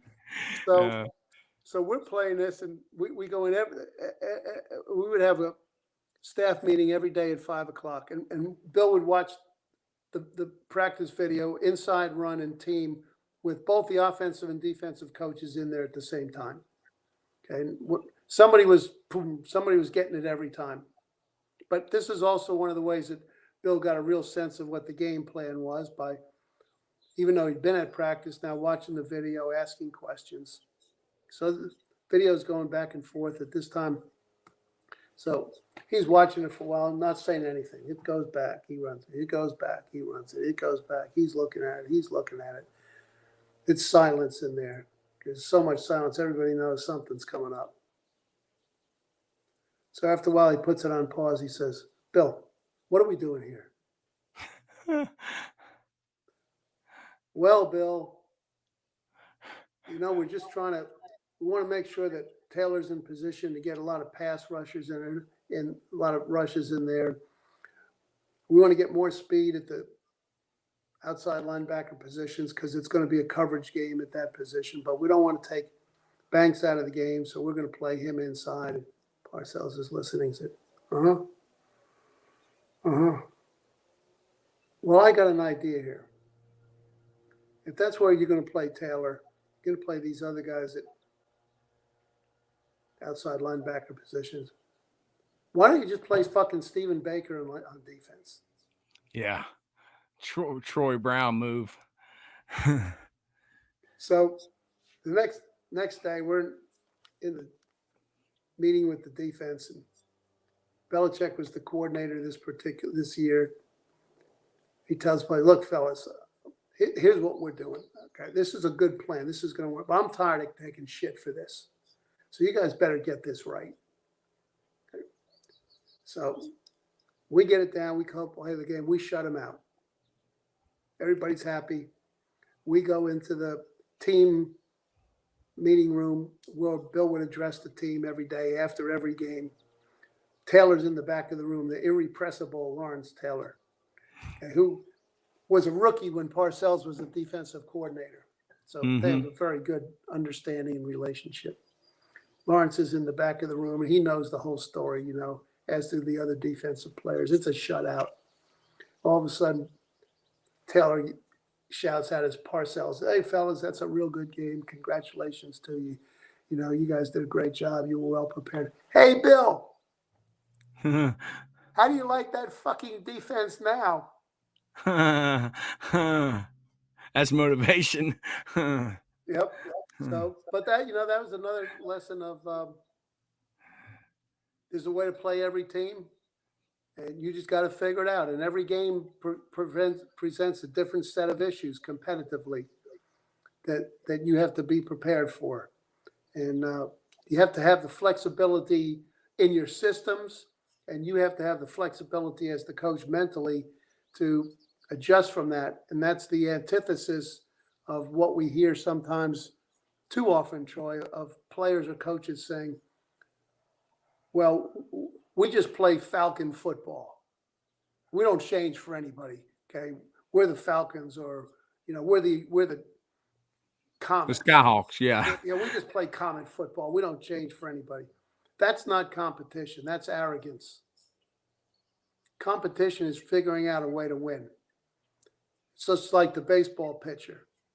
He's pitching again. He's got a team he's playing. They got 9 guys in the lineup. You don't pitch every guy the same way. You got to pitch every guy a little bit differently, pitting your strengths against his weaknesses, avoiding his strengths. You got to pitch everybody the same way. Well, you got to make your game plan the same way. And then as the game evolves, it changes. You run the opening kickoff back for a touchdown, pick up a fumble on the next series and run it in for, you're ahead 14-0. It's a different game. You're not going to call different plays than what you had in the game plan, but you're going to call them in a different fashion. Or maybe the plan that you had, all of a sudden you had some really good ideas, but you can see these guys got to start. They got it lined up. They're picking on us. Well, we can either say, well, you just got to play, fellas, or you can come up with an answer. That's what the players are looking to you for as the coach. That's what they're looking to you for during the game. Okay? They should come to the game. They want to do well. They should come to the game pretty well motivated to play well and win. They're looking for you to have answers. And to do that, you got to be watching the game. You got to be taking it all in to make the adjustments, or you might be down 14-0. How are you going to adjust your offense and defense so that they mesh together? Only the head coach can say that. Tells the offensive coordinator, look, these were unexpected lucky touchdowns. They're not going to pick up another fumble and run it in for a touchdown. I know we're down 14-0. We got a good plan. Don't try to catch up right now. Just stick with the plan. Okay. Or one of the key things I look for all the time in games, Troy, one of the most important, one of the most significant situations in situational football is your team goes down, the other team has the ball, and they go down and score. Maybe it's a 12-play drive. Now, maybe they're running a lot of traps in this series, or it's a perimeter series, okay? But they found some things, and they're working. And so there's a lot of things, let's say, for your defensive coaches, there's a lot of things they got to get figured out, and they got to get those things communicated to the players. Either we're staying with the plan, but here's how we have to play it better, or look, fellas, I didn't expect that this would be a one funnel game, but we haven't run one funnel, wasn't in the plan, but I think you all know it. One funnel is the answer to our problems if everybody's comfortable with starting to call it right now. But to do all of those things, your defense has got to sit on the bench for a while. The worst thing that can happen to your team is to go 3 and out, because the problems haven't been solved. And if they haven't been solved, instead of being down 7-0, you might be down 14-0. So this is where the head coach has got to take over, or you have to have on the game plan already. Look, these are the plays we're going to call that are going to get us 2 first downs, because we need time for the defense to sit down over there with the coaches and address their situations, or else we're going to get scored on again. Somebody's got to get that message out. Who's that? The head coach. Now, if the head coach is just calling plays, maybe he's just calling plays. He's not thinking about. Yeah, he's trying to score. Yes. Okay, well, or if the offensive coordinator just full reign, he's just trying to get down the field, score. He's not thinking about we got to keep the defense off the field. Yeah, the offensive coordinator might be thinking, well, coach, I thought you said our job was to score points. Yeah, eventually. But right now, before we get the ball in the end zone, last thing we need is 2 incompletions and a 2-yard run. Clock is stopped. We don't make a first down. We got to get the defense back on the field before we solve our issues. So the well-intentioned play calls by the play caller might be actually helping the other team win. Wow, it's true. I've seen it so many times during the game. Guys, they go 3 and out, 3 and out, 3 and out. Then there's a reason teams that run the ball and control the clock, it's at least close. Keep it close. So, Troy here, number one, when you come up and speak in that clinic, I want to know, because I'm going to sit in the front row, and I do not want you to mention my name. Okay, I won't, Coach. No But name dropping. But you can say Mouse 15 times if you want. All right, everybody knows Mouse, Coach. Okay. Yeah, we've been on here an hour and 45 minutes, Coach. Well, do you do hour and 45-minute interviews usually? Usually I have a fee for those, Troy. Wow. Man, I'm blessed. But taking that into consideration, on Friday afternoon, as much as I know many of your listeners love football, I know they're thinking, I've been waiting all week long for Friday afternoon happy hour. Okay? And these two football nerds, okay, could go on for hours. So yeah. We could never go through it all. And they're probably thinking, I just can't keep up with them. I got to get up and start the happy hour. These guys can keep on talking without me, but I'm going to happy hour.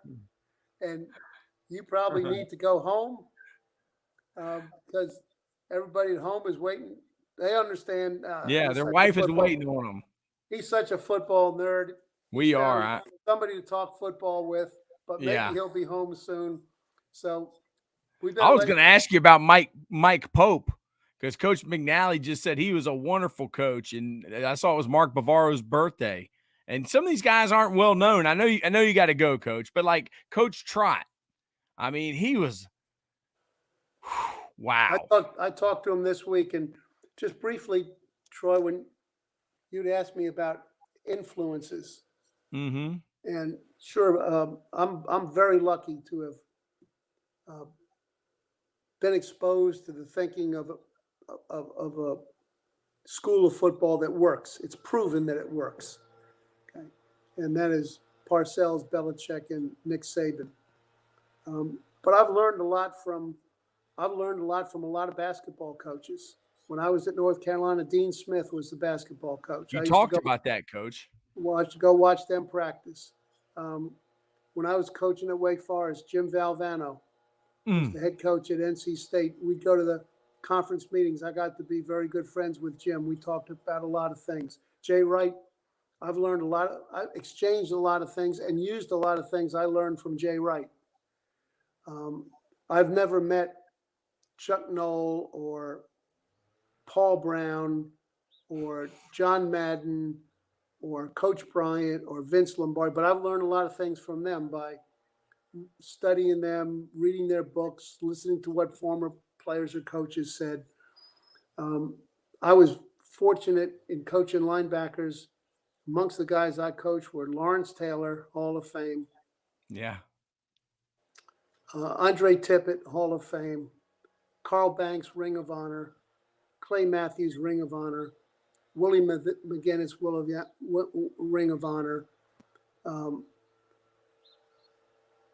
Vincent Brown, now the head coach at North Carolina A&T.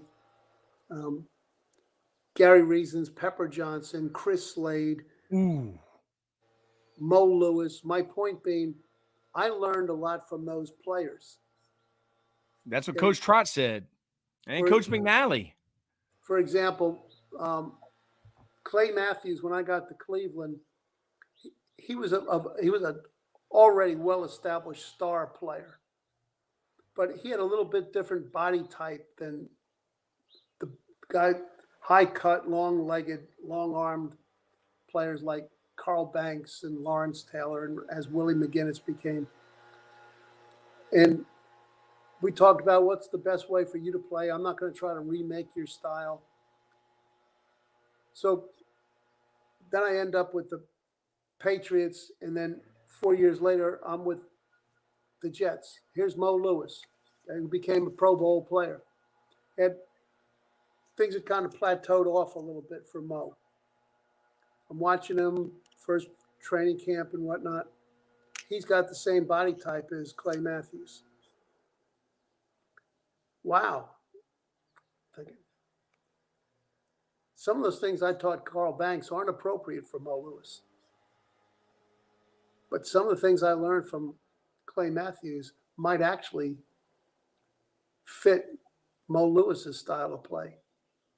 So I was able to, I think, help Mo Lewis out with his game using the things I'd learned from Clay Matthews.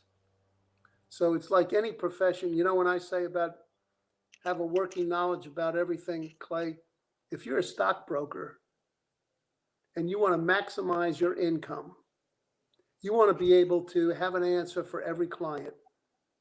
You don't want to say, you know, that I don't really know much about retail stock. So why don't you call Joe over here? He knows about retail. All of a sudden, Joe's got the commission.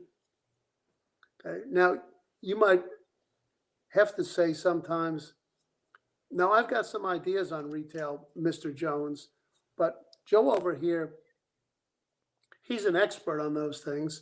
Let me refer you to him, and maybe he can do a better job for you. Or you might say, well, no, if that's what you look for, sure, I can deal with that. I'm not an expert like Joe is, but I've got a working knowledge of retail stocks. So now you maximize your commissions by having a working knowledge of across the board rather than being a specialist and isolating yourself in one area. Same thing applies to a coach. And if you learn from every player that way, or if to go back to Jay Wright, all these things I say in my mind, Jay, I mean, Troy, it really kind of goes around a circle. They all connect. Yes, sir. Jay It Wright, is you. It is Jay, you. I mean, you don't have to think about it. I mean, it just oozes from you. Jay Wright says, be a lifetime learner. Okay, look, Clay, you're a little bit different than all these other guys. No, I'm never going to work with another guy like you. Then you can't help Mo Lewis 5 years later. You know, learn about the spread offense just along the way, not only to defend it, but maybe sometimes some kid moves into his family moves into your school district, and you're like, whoa, we got a live one here. Okay, we got to maximize what he can do to give our team the best chance to win. But, Coach, this right here, Sid Gilman, Coach. I sent this young coach a video of Sid Gilman talking, and he said, how's that going to help me win a game? I said, dude, you just paid a guy $1,000 who never even coached pro football. This is Sid Gilman. I mean, is there anything new in the passing game that he wasn't doing with Lance Allsworth? I don't know, but that's what he told me, Coach. Father of the modern passing game. I mean, and you're differentiating your instruction is what you're doing with those different players because you can't coach everybody the same. That's an elite teacher. See, but I'm not telling you anything because just because you have this podcast, so you can entertain people like football, but actually, so you can actually learn from everybody who comes on. You're already a lifetime. You might be a raccoon. They're nocturnal, aren't they? They don't go out at day. Well, yeah, football nerds are nocturnal. Like we don't ever stop. No, we don't, Coach. I mean, everybody. By virtue of doing this podcast, you already show you're a lifetime learner. Coach, I mean, I had the clinic, okay, the 1-day clinic, and I didn't want to do it this year. So I said, I'm going to do a podcast. And when I did the clinic, I only listened to one person last year, Bill Mountjoy, who, if you're from Virginia and you want to learn about football and you don't have Coach Groh's number or Bill Belichick's, or talk to Coach Mountjoy. Coach Mountjoy knows about everybody and everything. He'll tell you where it came from and who ran it, and Double Bullets ran the option out of football. And I mean, Coach is a lifelong learner. But Coach, I've done over 120 of these, I think, since January, and I only listened to one speaker last year. I mean, Paul Boudreau. I mean, Mike Stock. I mean, you, Coach McNally, Scott Peters. I mean, Clyde Christensen. Yeah, you're right, Coach.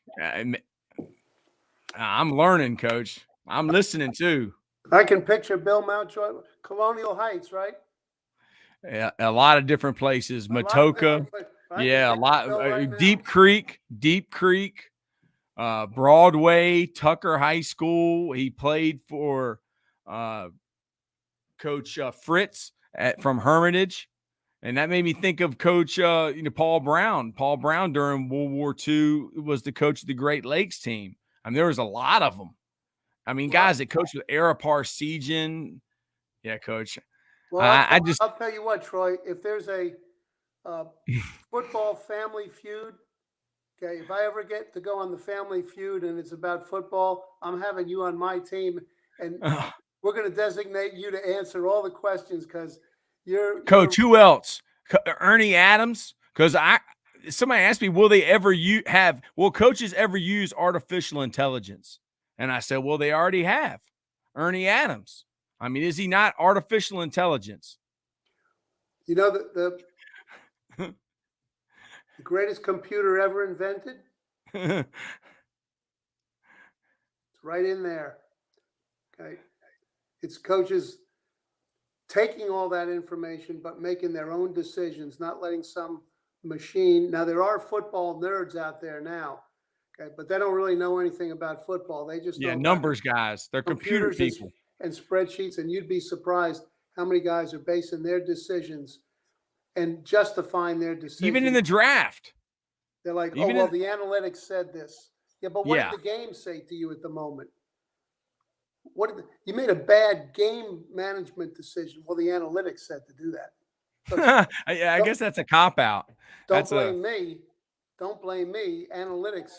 Yeah, but those analytics are compiled based on previous games, not the game you're in right now. That's enough on those guys. Okay. Yeah, you know what they're doing? They are not enjoying happy hour right now. No. Okay? They're just playing with a spreadsheet. So, Coach, to end, this is the last question. I think it's 5 people on Family Feud. So who are the other 3 you're picking if you're picking me? Well, we got to have Mouse. Coach McNally. Okay. Another great football historian as well as strategist, of course, is Bill Belichick. I'm going to be on the Family Feud with Bill Belichick. You only got one more spot, Coach, to pick. Can I be on the team? Yes, Coach. It's me, you, and Coach Belichick and Coach McNally. So you only got one more. I think there's only 5. Well, how about Bill Mountjoy? Coach Mountjoy would be a good one, Coach. He would be a good one. You knew him from Colonial Heights. He said Bobby Ross couldn't win at Colonial Heights. Yeah. That's what he would say. Bobby Ross couldn't win at Colonial Heights, and he's related to him somehow. But thank you, Coach. We did 2 hours, Coach. Troy, these days, there's a preponderance of OOTs in my life. Mm-hmm. Not as many OOUs as there used to be on a day-to-day basis. So I thank you for giving me the opportunity to have fun with an OOU. An OOU. Coach, so being an OOU, is that just like being in the Mushroom Society? No, those are different kind of OOUs. I couldn't be in the Mushroom Society. But in your OOU, I mean, you don't hand out those very often, do you? No. Wow, Coach, I'm having a good week, Coach. I'm in the Mushroom Society and I'm an OOU. So if I'm an OOU for you, that means I'm an OOU for some really good coaches. That's impressive. Man, Coach. I love it. Okay. Thank you, Coach. I got your number now, Coach. Text me. I keep in touch, Coach. I'll be my pleasure. And I again, thanks for giving me the opportunity to have some fun. And I hope the people who came on the podcast had some fun too. And a lot of stories. And but they were just stories, Troy. They were not name droppings. They were just Coach, stories. I mean, it's a life lesson. I mean, if you want to learn about some great coaches, you should have listened to this podcast or go back. Yeah, here's my buddy, Coach Ball. Thank you, Coach. Joey Farrell. Thank you, Coach. Legend. Jim Tim's one of my most loyal followers, and he asked me, Coach, this was 2 hours ago now. He asked this, Mr. Groh, by any chance, did you know Joseph Hagner, executing all travel arrangements for the New York Giants? I did not. He did not. So Jim Tim, you're 0 for 2. Jim Tim has a football signed by the Jim Fossil team and the Coach Mouse McNally team that lost to the Ravens, the greatest defense, I guess since, Coach, I don't want to say the greatest because y'all had some good defense from the Giants. I grew up a Redskin fan. So y'all. Thanks for a little acknowledgement there, Troy. Yes, the little acknowledgement, Coach. Thank you. You're the Well, best. Troy, just one final reminder to you and all the listeners. How many times do you have to get hit in the face with a skunk before you smell it? Yeah, there's a lot of a million OOTs and very few OOUs. That was the two things, wasn't it? Well, anybody who's on this podcast and has stuck with us through all of this BS, they're an OOU. They're an OOU. There's Joey Farrell. Hello, Joey. Yeah, very cool interview. Coach Groh's story reminds me of my dad's story. He's playing at Catholic school in New Jersey. We need more Jersey guys on this team. We do. We do. Those are OOUs. That's Coach Parcells. Yeah, I used to listen to all that NFL films, Coach, when I was a kid. We had a VHS tape. Thank you, Coach. Have a good weekend. You too. Thank you. Thanks a lot, Troy.